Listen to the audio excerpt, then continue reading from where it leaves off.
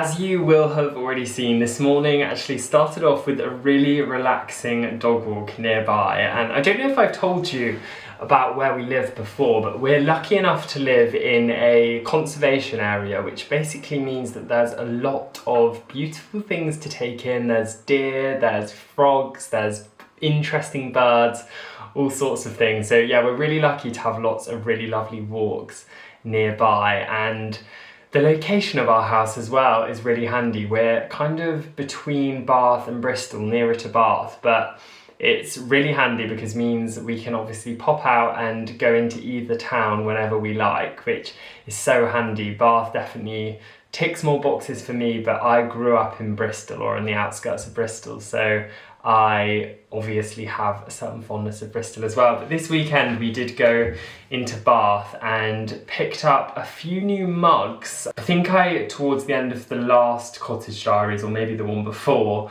was clearing the mugs in our kitchen, and I wanted to get something that feels a little bit more now in terms of my style, and a little bit more kind of handmade, and I don't know, just something we can really cherish and love, I guess, which I know that sounds weird, but I would like to do that with everything. And so we saw these mugs yesterday when we were in Toast and got them, so I thought I would unwrap them all with you now. They come wrapped really nicely, and my favourite thing from buying from a brand that kind of better curates their collection is that you know a lot more about where each piece comes from. So with Toast, for example, these pieces were almost all from small local ceramicists or potters in either Bristol or in Wales. So that's where all of these pieces were from, and Mikey and I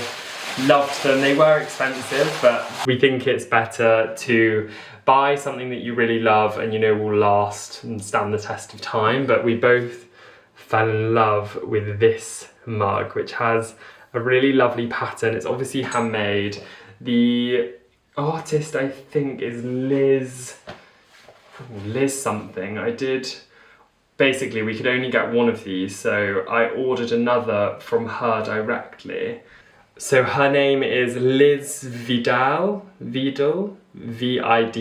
I will leave her website linked down below, but it's honestly so nice, and I've mentioned wanting to kind of add in some different colours, and I'm really drawn to those rusts and mustards, maybe even some bluish tones, and this mug had all of that, so picked up that one. It was £30, so I mean, I know that is really quite expensive for a mug, but considering it's handmade and it's supporting a local small artist, then I don't think it's so bad. This next one we actually walked basically straight past, and Mikey wasn't interested, and then he ended up wanting to go back and get it. So this is by, I think his name's Mount something, Jack Mount. I'll find out and I will leave it linked down below, but they're just, again, a really lovely kind of greyish blue colour with the terracotta base, and then these brown markings. They feel really painterly, and I think they go together really well, the colours. They're kind of subtle, but feel much warmer and more kind of handmade, which is definitely a feeling I want to try and get in our home. So we got two of those, so I won't show you the other. And then we also got two of these mugs, which I absolutely love. They're an enamel in a rust colour, and again we chose them so they would all work together on the shelf, and this is very much the kind of palette that I'm going to be going with this autumn. So yeah, I'm really excited to feel inspired by these colours and tie them through the rest of the house.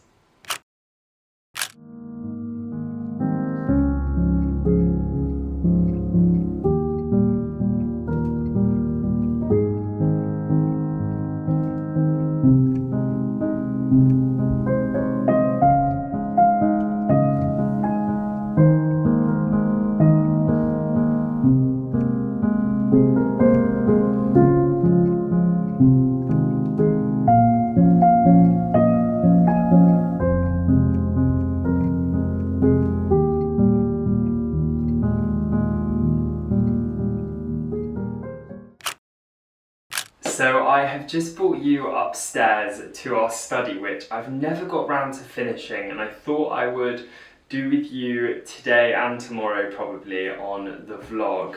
Unfortunately, as I'm saying this, Mikey is really unwell. He seems to have a bit of a sickness bug. I don't know if anyone else has been ill or anyone in their family, let me know down below, but he's really just come out with like vomiting, just really ill all of a sudden. So I'm trying to be as quiet as I can and get this done.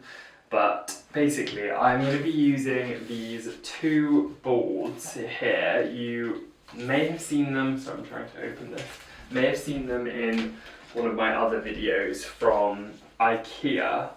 I think they're about £17. I bought one and then I actually went and got another, and they're really, really good sized linen pin boards.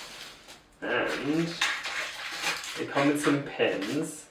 And what I'm going to do is have each of them just kind of propped here directly in front of our workspaces, which means that we can, so literally as you can see, I've got fabric samples all out for client projects I'm working on. So having this set up means I can kind of adjust the colours, the fabric swatches, different things, whether it's for a specific client or something going on in our house. I think it'll feel really nice and a bit more organised, and then the lights can kind of shine on them, and there's still plenty of space here for our laptops, which is all we have. So yeah, I'm really happy with those, and I think I'm now going to have a bit of a reshuffle of the space and then get to work at putting some of the mood boards that I've been working up on in here to kind of add a little bit of colour to the space as well.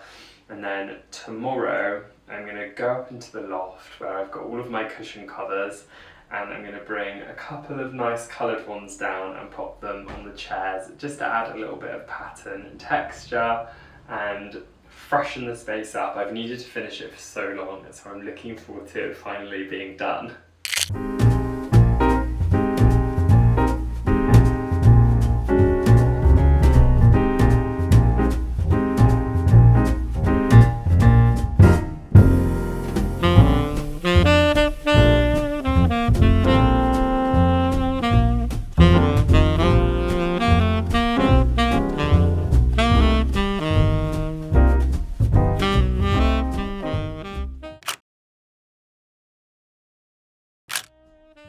I've woken up this morning with a new lease of life. Mikey's feeling much better and so am I, and I'm starting with putting some of the mood boards together on the linen boards that I've got on the desk, and I'm creating a couple of schemes with some different colours and tones, and I think it's going to really add some nice depth to the room, and it's something I can change as and when I'm working on different schemes. Sorry, this lighting really isn't ideal. The sun is right above me, but if I stand here, it's probably too dark for you to see properly. But I have just put together the room, which I'll show you properly in a sec, but I actually want to make a coffee station in the space as well, which I know that is quite bougie, but I like having coffee and I like having them quickly and nearby, so I'm going to set up a little coffee station in here. I think I've got 2 mugs at the ready, which I'm just going to pop on my shelf, and yeah, I'm going to open that and set it all up now.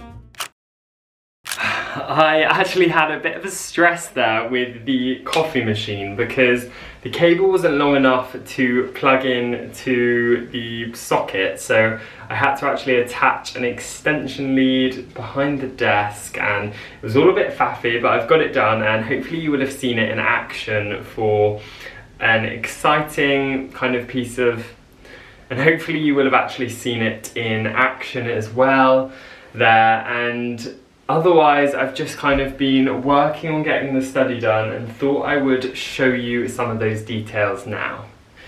So I've actually tried to add lots of different lighting to the space. So we've obviously got overhead downlighters, and then we've got a lovely lamp from Pookie. I really love the kind of brown glazed checkerboard look, and then with a tonal shade.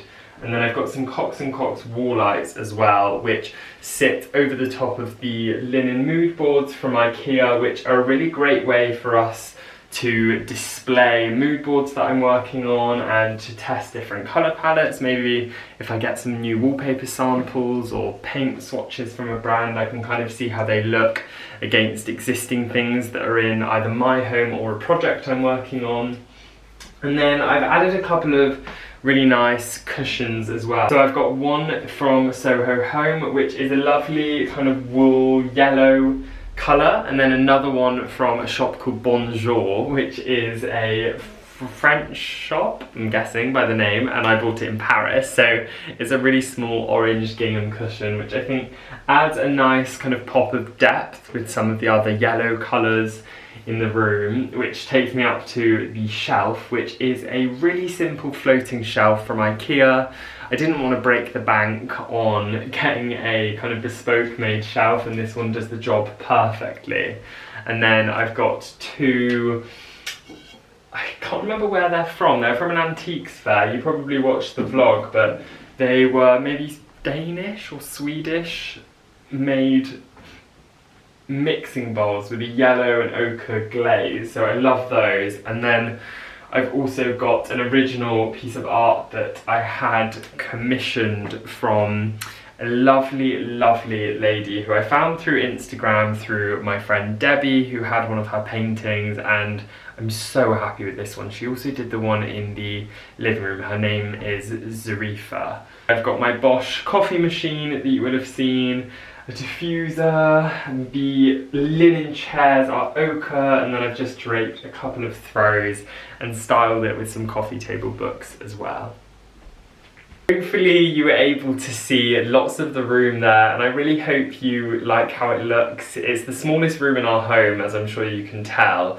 I think it's roughly kind of 1.3 by 2.4, I'm not sure, something like that, but I'm really happy with how it's all come together. I am thinking I might add another lamp or something in the back corner, just so that everything's not so one-sided. And a lot of people have messaged on Instagram to say I should add a mirror behind, which I would do, but I don't know if people would want to see the back of my head when I'm on a work call, so I think it looks nicer to just have a clean background. I need to be a little bit more practical when thinking about calls with clients, etc. But yeah, I'm really happy with how it's coming together. I'd love to know your thoughts in the comments below as well.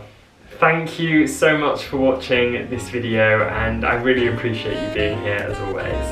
Thank you.